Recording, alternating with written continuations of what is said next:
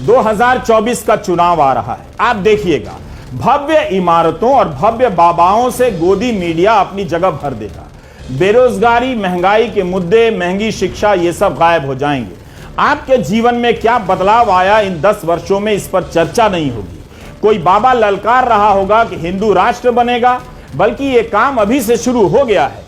काला धन पकड़ना मकसद होता तो इस तथाकथित ईमानदार सरकार के रहते इस तादाद में काला धन का निर्माण ही नहीं होता कि इससे बचने के लिए नोट को ही वापस लेना पड़े। क्या इस सरकार के पास यही एक रास्ता बचता है? आप भूल जाते हैं, लेकिन मैं याद दिला देता हूं। 2015 में मोदी सरकार ने एक कानून बनाया।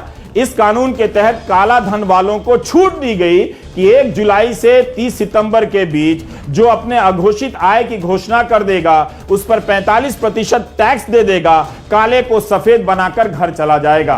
2019 में इसमें एनआरआई को भी जोड़ दिया गया। काला धन वालों के खिलाफ सख्ती का नाटक करने वाली सरकार मेहरबानी भी करती है, कुछ देकर बाकी ले जाओ, उन्हें सफेद करने का मौका भी देती है। बुझ गए कि नहीं बतवा हमार? गोदी मीडिया इसे भी मास्टर स्ट्रोक बता देगा। उसे अपने मास्टर का हीट स्ट्रोक भी मास्टर स्ट्रोक लगता है। बैंक के कैशियर और पेट्रोल पंप के मैनेजर की हालत खराब होने वाली है।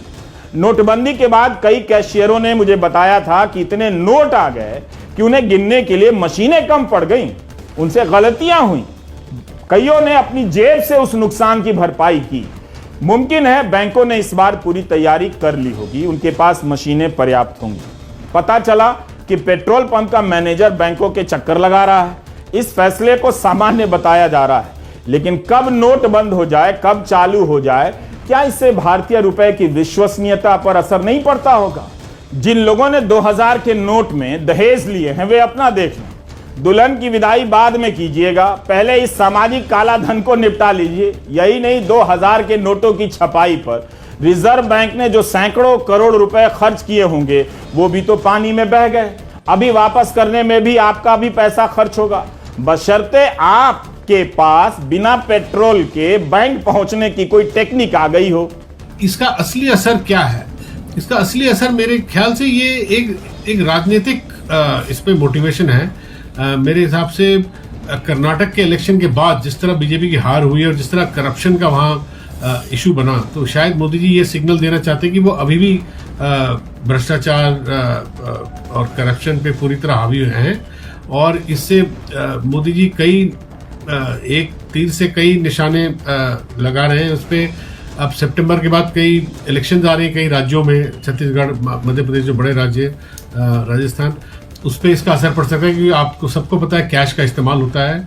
और अब बीजेपी, जहाँ तक बीजेपी रूलिंग पार्टी का सवाल है, इनको तो 90% इनका जो पैसा तो इलेक्ट्रल बॉन्ड्स के जरिए बैंकों से आता है, तो उन पे ज़्यादा असर शायद ना हो, अपोजिशन पे ज़्यादा हो सकता है क्योंकि कैश वहाँ ज़्यादा इस्तेमाल शायद होता हो।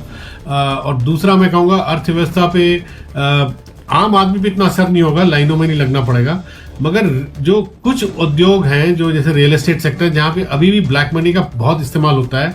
अभी भी आप हिंदुस्तान में कहीं भी घर खरीदने जाएं, किसी भी शहर में करीब 40% आपको ब्लैक पे देना पड़ता है, या अगर खरीद रहे हैं तो, या आप बेच रहे हैं तो लोग आपको ऑफर करते हैं। तो ये जो पैसा है ये किस तरह वापस आएगा बैंकों में, क्योंकि एक्सचेंज करने के लिए एक लिमिट लगा रखी है 20,000 रुपए की।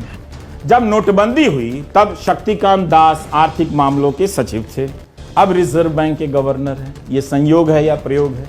इसी साल 3 जनवरी को सुप्रीम कोर्ट का नोटबंदी पर फैसला आया। कोर्ट के 4 जजों ने नोटबंदी को सही माना, मगर एक जज ने इससे असहमति जताई। जस्टिस बीवी नागरत्ना ने नोटबंदी के फैसले को गैर कानूनी कहा था। उन्होंने यह भी कहा कि इस फैसले से देश की अर्थव्यवस्था और नागरिकों पर प्रभाव पड़ता है। सरकार ने इसे अधिसूचना ऑर्डिनेंस के जरिए क्यों लागू की, जबकि उसके पास ऐसा करने के पर्याप्त अधिकार मौजूद थे? उन शक्तियों का प्रयोग किया जा सकता था। अधिनियम का सहारा क्यों लिया गया? विधेयक का सहारा लिया जा सकता था।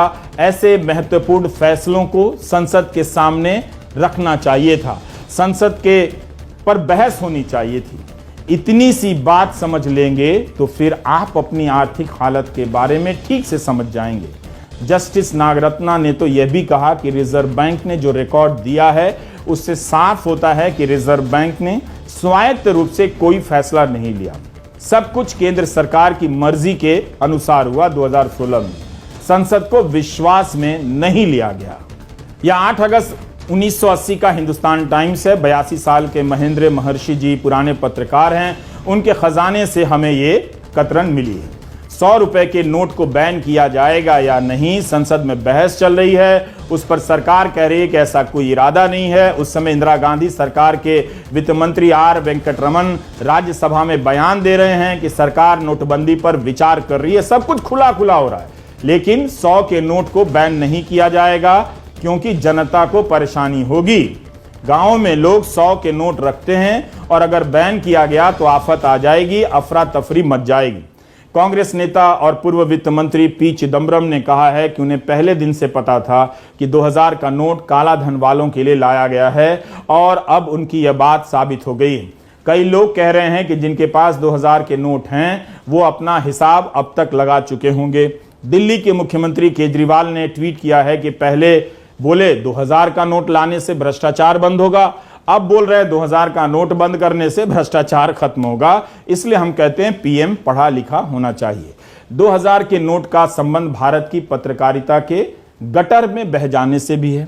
एक चैनल के 2 एंकर हैं जिन्हें इस नोट में कोई चिप दिखाई दे रही थी, जीपीएस टाइप की। इस तरह से लोगों को बेवकूफ बनाया गया। 2000 के नोट की वापसी नोटबंदी नहीं है, यह सबको पता है। 30 सितंबर तक आप इसे इसके जरिए खरीद बिक्री कर सकते हैं। बात आपकी परेशानी की नहीं है, बात उस राजनीति और कुतर्कों के भंवर की है जिसमें आपको डाला गया था। बैंक की लाइन में कोई काला धन वाला मिलेगा तो उसे हेलो जरूर कहिएगा। वैसे एक समाचार और है, दिव्य भास्कर अखबार ने छापा है। प्रधानमंत्री का गृह जिला है महसाणा। यहां से 3 महीने में 2600 लोग विदेश चले गए। 2600। ऐसा लगता है हर कोई भारत छोड़ देना चाहता है। गुजरात में इतना विकास हो गया होता तो लोग विदेश क्यों भागते? प्रधानमंत्री विदेश गए हैं, आने पर यह सवाल उनसे पूछ लीजिएगा।